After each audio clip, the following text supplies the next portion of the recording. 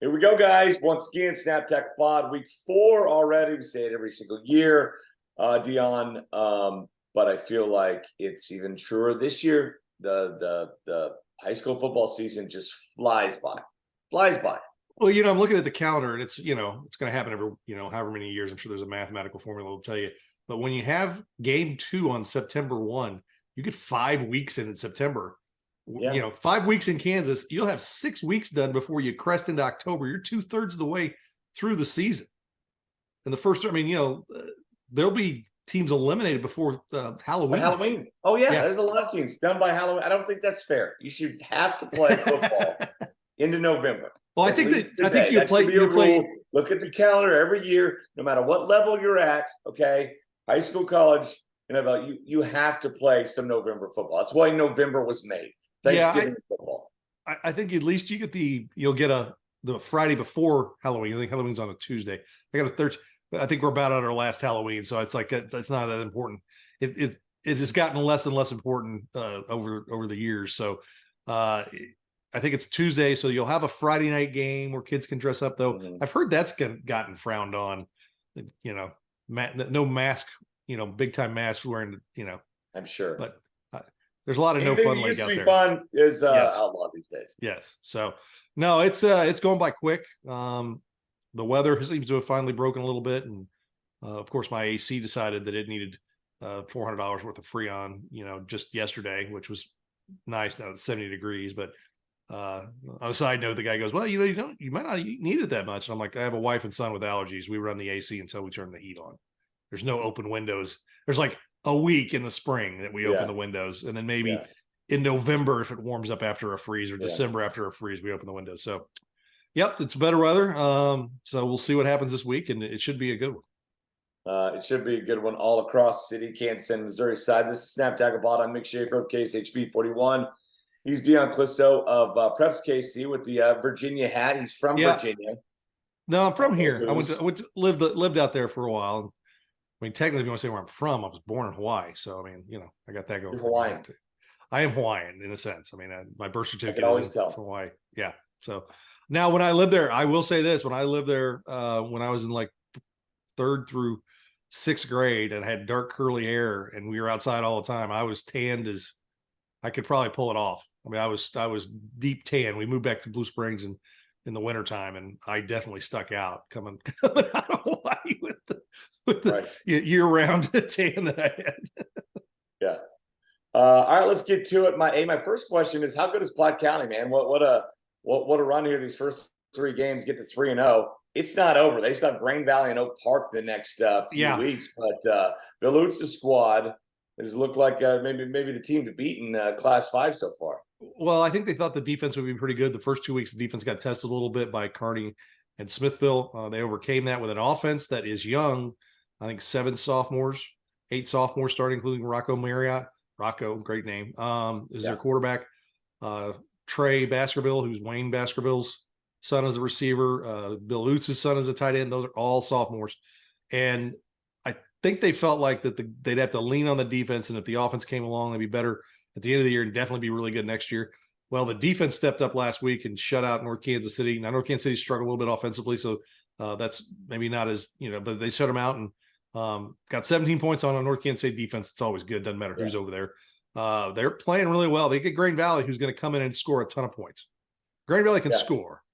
Whether or not they could stop anybody is, immaterial. They gave up the least amount of points they've given up were 28 to Grandview when they scored 49, but they gave up 42 to Grain Valley or to Fort Osage, and then lost 32-31 in the last minute to Oak Park last week. So the defensive side of the ball has been a struggle for Grain Valley, but they could score too, though. So these two teams know each other really well. There's the different faces, 2 new starting quarterbacks, all that, but that's a big game in Platte County.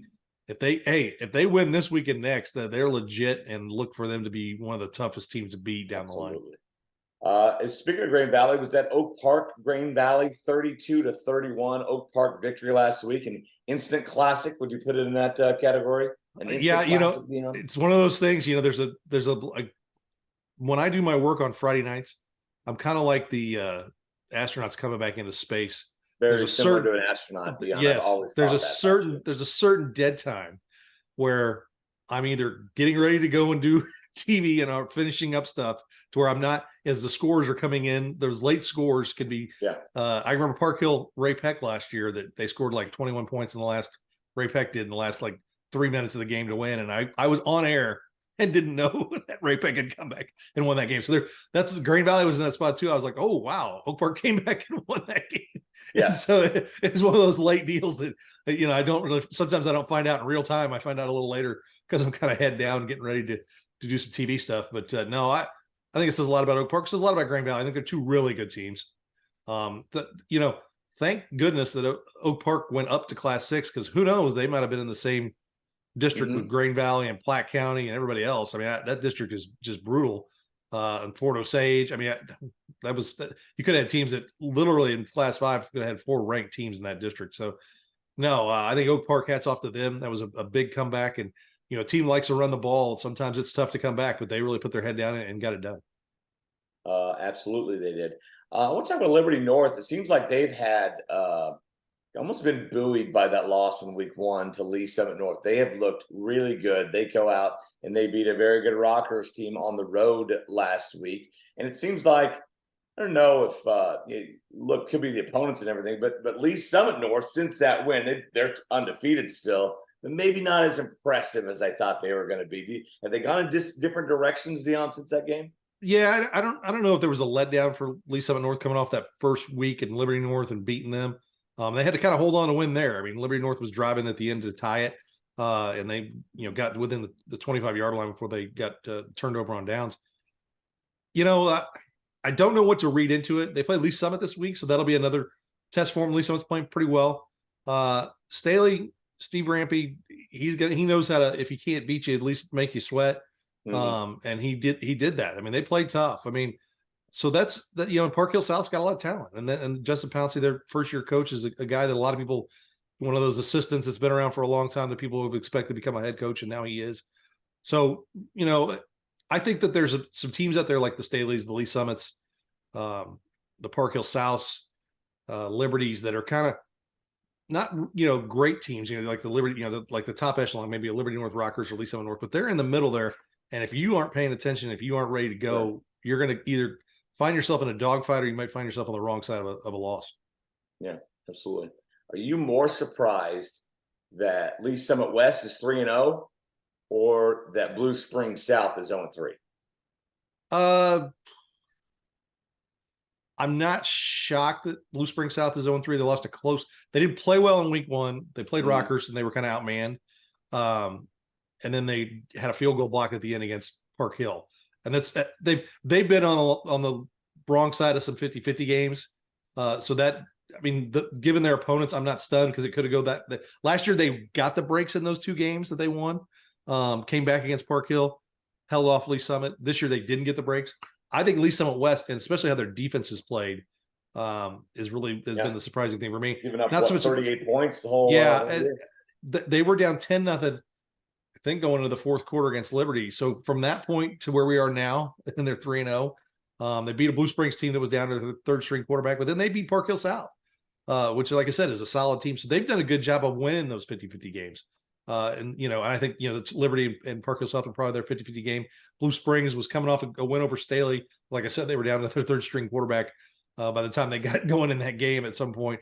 But no, I think it's really impressive. Lee Summit West, and they get Staley this week. So those 2 teams, they're going to find out even more about themselves as we kind of sort through all these Class 6 teams on the Missouri side. Let's go to the Kansas side here. St. Thomas Aquinas in the big game on the Kansas side in the EKL last week. They get a convincing 28-14 win over Blue Valley Northwest, one of those favorites in 6A in Kansas. And maybe we talked about it. That is Blue Valley West good, or Aquinas maybe not as great as we thought in week 1 in that shootout 49-42? I think the answer was Blue Valley West is good because they got a win last week, and Aquinas looked good as well. Well, Aquinas jumped all over Blue Valley Northwest in the first half. I watched that game, and really Northwest kind of righted the ship and kind of hung with them in the second half. And I think that was a good sign for Northwest. But there is a line written in stone here in Kansas City that says, do not let Aquinas get up on you 2 or 3 touchdowns. Right. Yeah. Because especially when they're good, it's too tough to come back on them because they control the ball, they play good defense. That's where Randy Dreiling wants you every time, down 2 or 3 scores. And unless you're really dynamic, it's tough to come back on them. So no, hats off. I mean, Aquinas looked good, and I think that that was a good win for them because they wanted to win their way. Of course, the sideline interview from Spectrum Sports, she asked Dreiling, "Well, what are you going to do?" He's like, "What do you do now?" And he goes, "Well, I got to figure out something to go yell at him about." So at halftime, which I love that line. But no, good win for them. And I think Northwest, the way they played in the second half says a lot about who they're going to be down the line. They're really young on that offensive line. And I joked with Clint Ryder last week. I go, well, you got 48 hours for them to grow up. Well, they're really good too. They've got a guard and a tackle who are juniors, are young, but they are both D1 offered kids, right? They're both ranked in the states. I believe both in the top 10 when it comes to the class of 2025. Yeah, no, like I said, they are good. They're talented, but they are still young. And so that's getting ready and getting that stuff done is, sometimes tougher, especially when you're playing a veteran team like Aquinas. Yeah. Well, how about Blue Valley West quarterback, Matt Nagy's son? He's got Patrick Mahomes coming to watch his games. Yes, you got the greatest football player in the world showing up in a lawn chair in the corner of the end zone to watch you play football. Yes, and this is not the first time it's happened. It happened last year, and it sounds like it did with, I believe, his older brother, right? Yeah, his older brother was playing, and so I think you may see this more. I'm not saying head out to Blue Valley West every game and expect to see Patrick Mahomes, but he's done it twice now. Now there was no game on Sunday, so you don't know what his preparation is on a Friday, and he can normally do that. I don't know if it was a bye week last year when he went out there. But maybe I'd keep an eye on that wherever Blue Valley West is on the bye week this year, and you may see him. I know that he and Matt Nagy are very close, and that's as the offensive coordinator and the quarterback's coach at the time last year. That's I'm not shocked that Patrick Mahomes would go out and watch a kid play. If you watch quarterback, the guy just loves football. He loves sports, period. And it was I'm not shocked that he's out there doing that stuff, and he's not in the cave and doing a smoke out or whatever, trying to figure out what to do with his life. So he's out in the public. All right, a couple more stories. I guess I shouldn't take a shot at Aaron Rodgers the day after he gets hurt. You kick a man when he's down. Come on. And then lastly, what are your thoughts on the Lawrence schools? Both up to 2-0 starts. I believe they both beaten Olathe schools, but convincingly the first 2 weeks of the season. No, I'm impressed with. I thought Lawrence would be pretty good. I think that he felt pretty good about that team. Free State is the one that I think has played really well. Both of them have dynamic quarterbacks. Bowen's kid has been off to a great start, really a good two-way threat. And then the kid from Free State, I think it's Wyatt Edison. He's put up some big numbers. The first week he had 300 yards passing, 100 yards rushing, 6 touchdowns total. He's put up big numbers the first couple of weeks. And, Free State always has talent. I mean, with the exception, we talked about this last week, I think, with the exception of that COVID year where things just did not go well for them. They lost some kids that moved out because there was uncertainty whether the Lawrence schools, when they would start playing, if they would start playing. So no, Free State is really, Coach Stewart's done a good job with them, and they really last year were quietly having a good season, and but this year they're coming out really strong. Yeah. All right, let's get to the Re/MAX Big 3 games of the week. Yep. Top 3 games on each side of the state line, on the Kansas side, on the Missouri side. We'll stay in Kansas. Mill Valley going to Shawnee Mission Northwest. Either it's at Shawnee Mission North, but Mill Valley will be on the road. Shawnee Mission Northwest, where they play their games, will be at Shawnee Mission North. Mill Valley 2-0, easy in 2 wins over Olathe Northwest. Shawnee Mission West. Shawnee Mission Northwest also played the West, and then played Olathe North close last week. No, and I think this is the first real test for Mill Valley to see how maybe their starters will play 3 quarters or 4 quarters this week. So that hey, that's one of those things that you got to be careful with, because I've seen some teams that had schedules like that. Lisa West, when they were in Class 5 and they were in a conference below everybody else, they'd step up and play a Blue Springs or a Blue Springs South, and then they'd have a couple weeks off with their starters, and then they got late. There was a couple of years that they kind of came up short because they're starting to play 4 quarters in a long time. that being said, Shawnee Mission Northwest is a team that's always good, always solid, one of the more consistent teams in the Sunflower League. Bo Black does a great job. They graduated Malik Oatis, but they've got some good young players there were a lot of sophomores that played last year. So they like that class. It's now juniors, and they're sprinkled in some sophomores there this year. So it's a young team, but an experienced one. Yeah, and like you said, they played well at Latham North last week. That's not, Latham North's a good football team, and to be within 10, 12 points of them says a lot. So I expect Mill Valley to win the game, but Shawnee Mission Northwest will definitely tell you a little bit more about Mill Valley than the first two opponents did. Well, Mill Valley for the first time, maybe ever, under Joel Appleby, they're running a 2-quarterback system. And the old adage is if you have 2 quarterbacks, you have one. That's not the case with these guys. They have both been great. They just can't separate. They just can't. It's Connor Bohan and Daniel Blaine. They've been battling for over a year now. Last year was to be the backup quarterback. Now it's to be the starter. And they both go in there and they both can run the ball. They both can run the offense. And it's been whoever it is has been more than capable out there. So the old adage is not true of Mill Valley because they've both been dynamic so far. Yeah, like I said, you would sometimes think that would shake itself out, and sometimes it doesn't. You've seen some teams. I don't know if they want to shake itself out by like a Gardner game or Latham North or the playoffs or whatever. I don't know, but so far it's worked. All right, let's move on to the other two RE/MAX Big 3 games on the Kansas side. Shawnee Mission North at Olathe North. Do the Bison can they hang with the Eagles here, Dion? Well, they've been scoring some points. I mean, they beat Shawnee Mission South in overtime, 43-42, and then last week hung 40 on Olathe South. Just gave up a couple touchdowns late and lost 54-42, I think. And they're Andrew Walter, their coach. I think this is his 4th year. They've established an identity of what they want to do. They run a little option football. They've got kids excited about what they do in that school. And I think that they really have an idea of who they are and what they want to do. And I think that bodes well for them going down the line. It's tough to make a climb out of the bottom of the Sunflower League. There's no doubt. Yeah. It's even to get to the middle part. It's tough to do. But, going toe to toe with Olathe South last week, and they go to Olathe North. That's always a tough place to play. But I think that this time last year, they maybe didn't have that kind of they going into Olathe South last year. I think was kind of the first time their eyes were open, like, oh hey, we can compete here. But this time around, I think they're a little more ready to kind of take that step and play Olathe North. So, and Olathe North just it was a 35-14 game last year against Olathe North. Of course, Andy runs the flex bone. It's like, if it's the Syracuse zone defense in the NCAA tournament, right? Yeah. You run against it. You're not prepared for it a lot of times, and it can throw you for a loop. And I was just looking at last year's schedule. They were 2-7 last year. Shawnee Mission North was, Dion, but so many close games. They lost to Shawnee Mission East by 1, lost to Free State by just 6. They were right there against Olathe Northwest. They're right there against Blue Valley in the playoffs. Yeah. I mean, this is a team.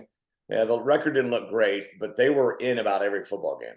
Yeah, their 2-7 last year was way improved from what they were the year before. So no, it's a good one for them. And like I said, they do a really good job with that staff over there, and they've got people excited about football at Shawnee Mission North the first time in a long time. And you'll get tested. You go down to Olathe North, go down to ODAC, and it should be a good crowd. And it's always, I think it's good to see the Shawnee Mission schools kind of take a step forward, even though sometimes it's tough to see because the wins may not be there. But I think Shawnee Mission North has got a good chance to compete this week. All right, I really like this game. Spring Hill at Eudora, correct? The game's at Eudora. That's your final Big 3 game of the week on the Kansas side. Really like this matchup. Well, they both have beaten Bonner Springs pretty easily. And then Spring Hill was in a battle with Tonganoxie last week. Good Tongi team. And Tongi kind of came up on them and then took the lead for a minute, and they came right back and got the answer there. So this is a good game. Whenever these two teams get together, pretty much they've been near the top of that league the last few years. And I think for Eudora, they would welcome this game because they need to be tested to see where they're at. And for Spring Hill, it's like, hey, it's time to start rolling through there's the Lewisburgs and the Paolas still to come. And so this is the first of a test. And you look at the Frontier League, like Ottawa's better than they've been. And Baldwin is better, even though they're a smaller school competing with bigger schools. So the Frontier League is tough every week. And this is a good one.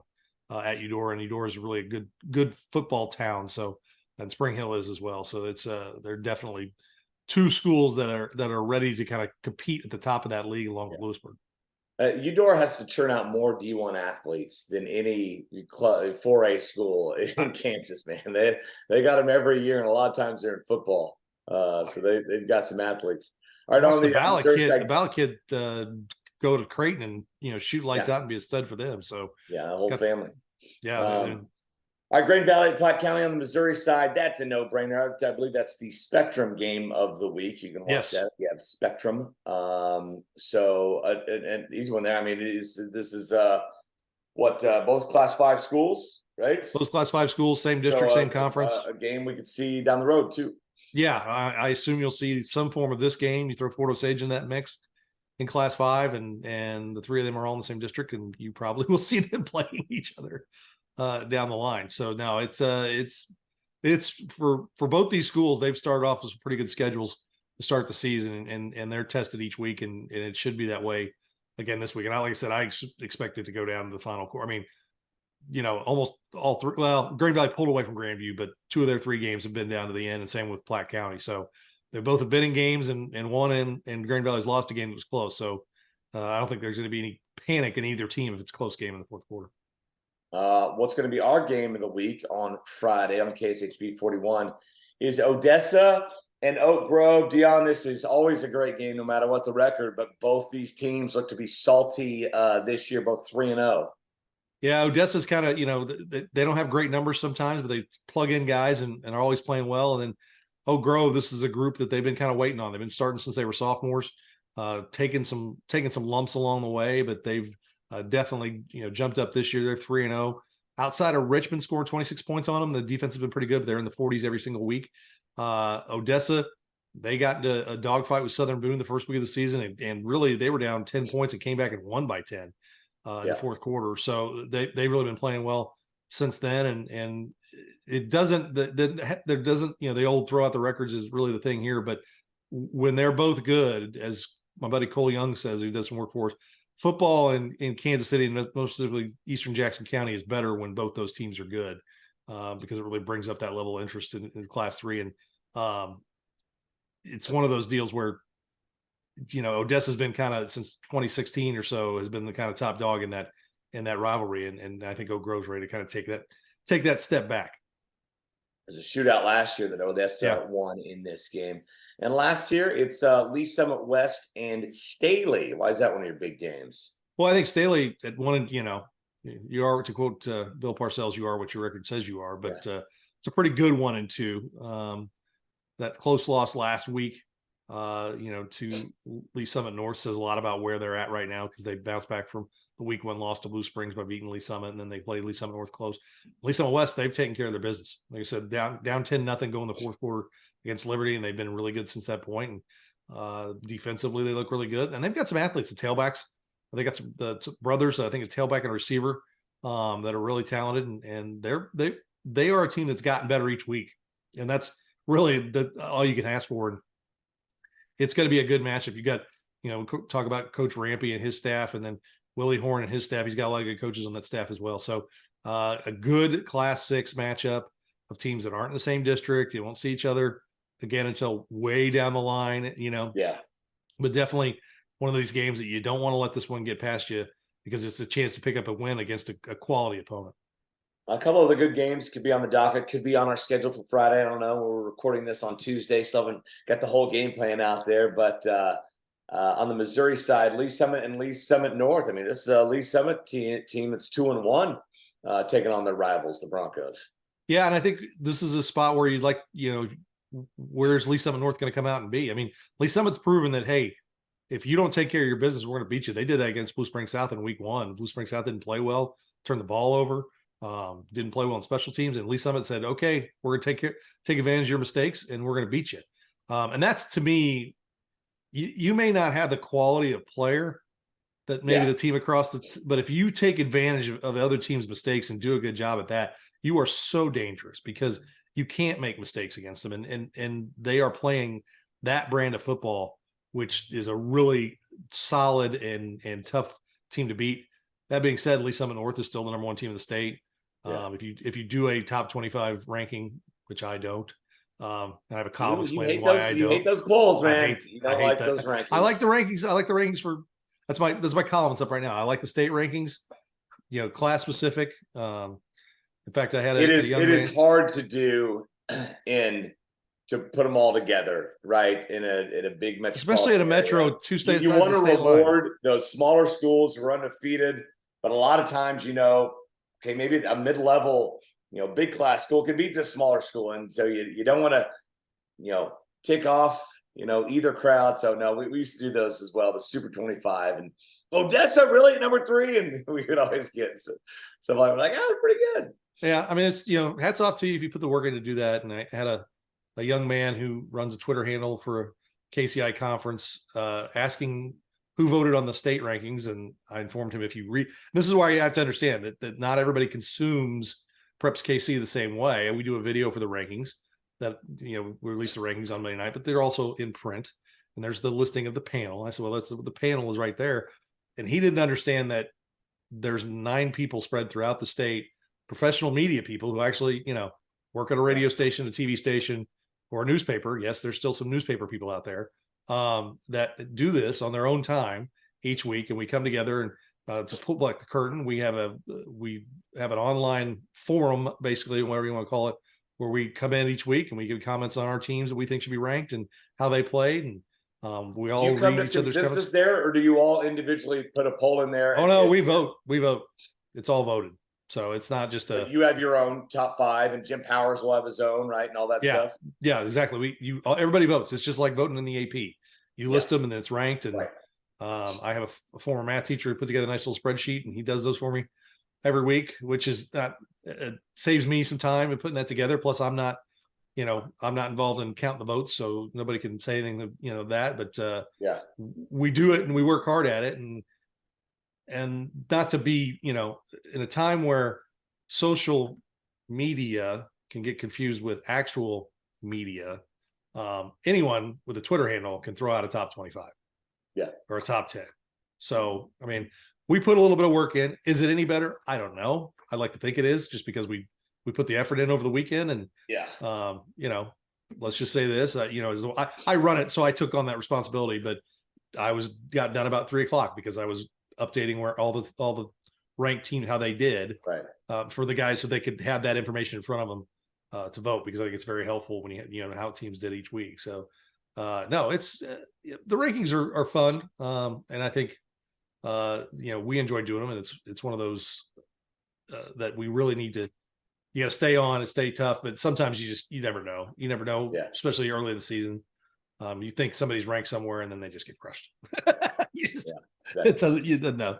So I want to hit, and we haven't talked about an EKL game this week yet, Dion. What the blasphemy here? We get our high school analyst cards taken away if we didn't look ahead of the EKL, but a big one. St. James Academy 0-2. They're chomping at the bit to get that first win at Bishop Miege. Is this almost like, I don't know, like a 4A quarterfinal here? Throw in Aquinas and how it's all going to go down. But I mean, these two teams won the last 3 state championships in 4A. Yeah, and I think St. James is a decent team. They're kind of where they were a couple of years ago, where they didn't score like for the first 4 weeks, and then something clicked, and they went on. They would love to have the season they had a couple of years ago. They were 0-4 and they couldn't score. They lost 17-3 last week to Blue Valley. They've struggled to score. I think they scored 10 points against Blue Valley Northwest the first week. So they're trying to figure it out offensively. I don't know if Miege is the team that you want to try and figure out offensively. They gave up some points last week to Blue Valley Southwest. So that's a really good offense. I think you're going to give up points to Blue Valley Southwest. So we'll see. I like Blue Valley Southwest gets Blue Valley West this week, and that's it's a good game. Yeah, and that's one of those. I will say this. I apologize to Blue Valley Southwest because I did not remember the game in 2012 where they beat Bishop Miege. Because we said that they hadn't beaten Miege. They beat Miege in 2012. And I'm looking back, I remember that now because their first year, they were primarily soft. There was no seniors in the building. So they were primarily sophomores under Bill Lowe. But that senior group, they won a district title in the old format.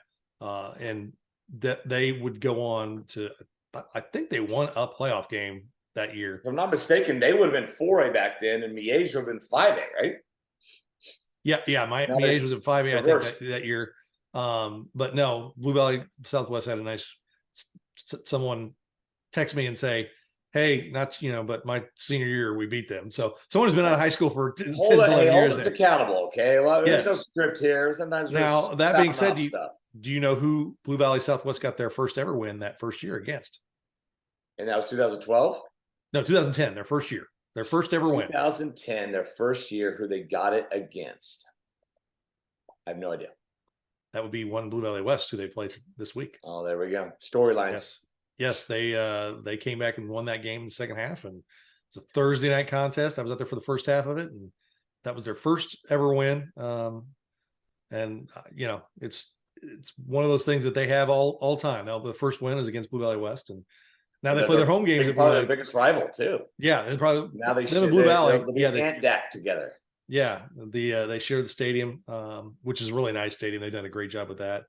But no, it's it'll be interesting because Southwest has got to bounce back, but Blue Valley West is playing really well, and that's a good game to keep an eye on. Yeah, can't wait. All right, best of luck to all of you and your games on Friday night or Saturday morning or Thursday night, whenever they are. You can look for our coverage. Look for Dion's smiling face right there in that same studio on KSHB 41 on the Under the Lights. He'll be a little more dressed up, maybe a polo and probably a polo, no hat. No hat, maybe a quarter zip. Who knows? Who knows what the weather will be like? Friday nights is probably a quarter zip. It's okay, quarter zip.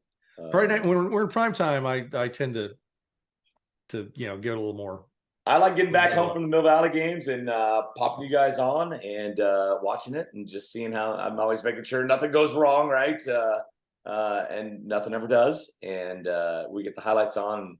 Aaron's taken over that role now this year and has done a great job with it. And so it's fun. One more game. Washington, Bonner Springs. Washington, big win last week. Playing well. They are 0-7 against Bonner Springs. Okay. Lifetime. So that's Cam Smith, their coach, pointed that out to me.